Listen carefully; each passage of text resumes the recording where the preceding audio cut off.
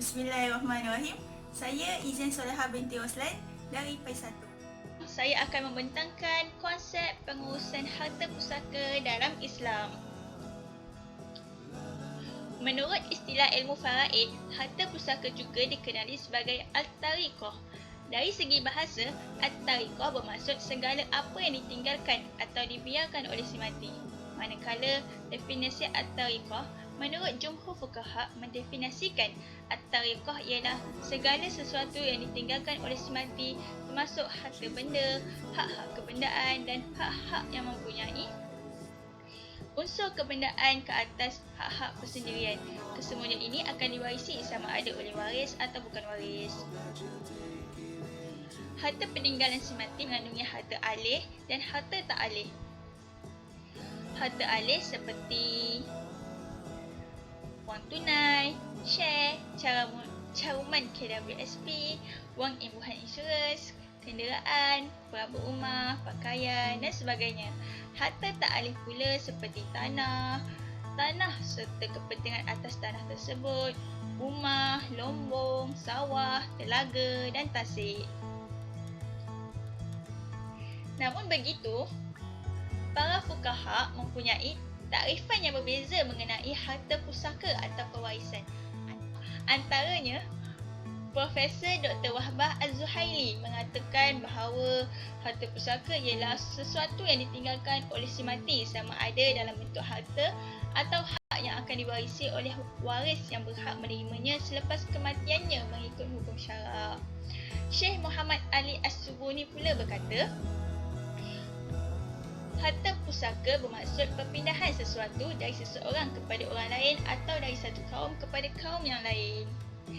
Ibnu Qudamah Al-Maqdisi mentarifkan pewarisan iaitu harta pusaka sebagai pembahagian harta pusaka kepada ahli waris di kalangan ashab al-furud, al-asabah dan zu-arham.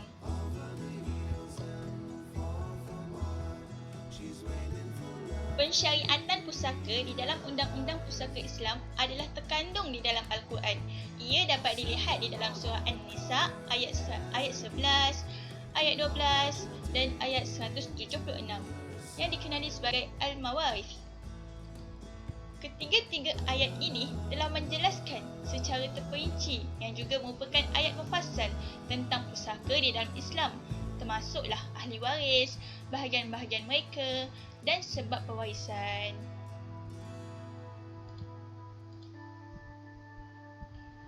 Selain daripada nas-nas Al-Quran, terdapat beberapa hadis Rasulullah SAW yang menerangkan tentang waris-waris dan bahagian masing-masing. Antaranya, hadis daripada Abdullah bin Mas'ud, hadis daripada Abdullah bin Abbas.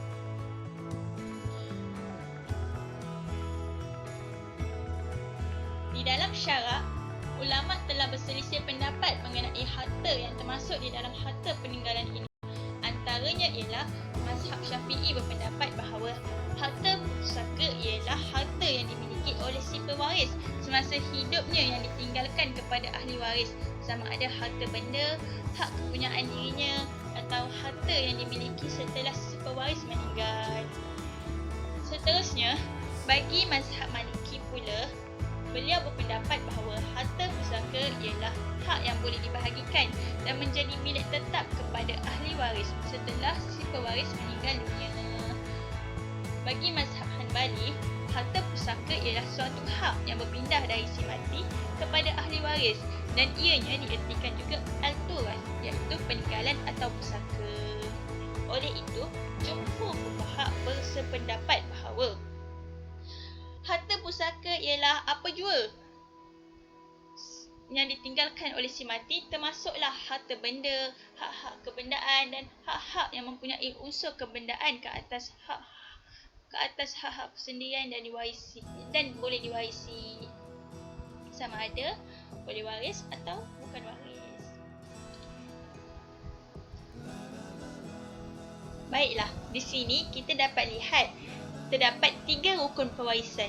Yang pertama, al-muwarith, iaitu pewaris yang mati, sama ada secara hakiki, hukmi atau takdiri. Yang kedua, al-warith, merupakan orang yang akan mewarisi harta peninggalan si mati.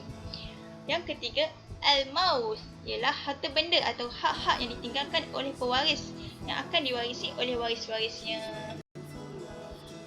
Pewarisan adalah disebabkan oleh pernikahan, keturunan, pemerdekaan dan pemerintah Islam iaitu Baitul Mal. Perkara yang menghalang daripada mewarisi ada 3 iaitu hamba, membunuh dan berlainan agama. Bagi perkara mengenai pewarisan adalah mesti mempunyai hubungan antara waris dan pewaris, pewaris sah mati dan waris masih hidup.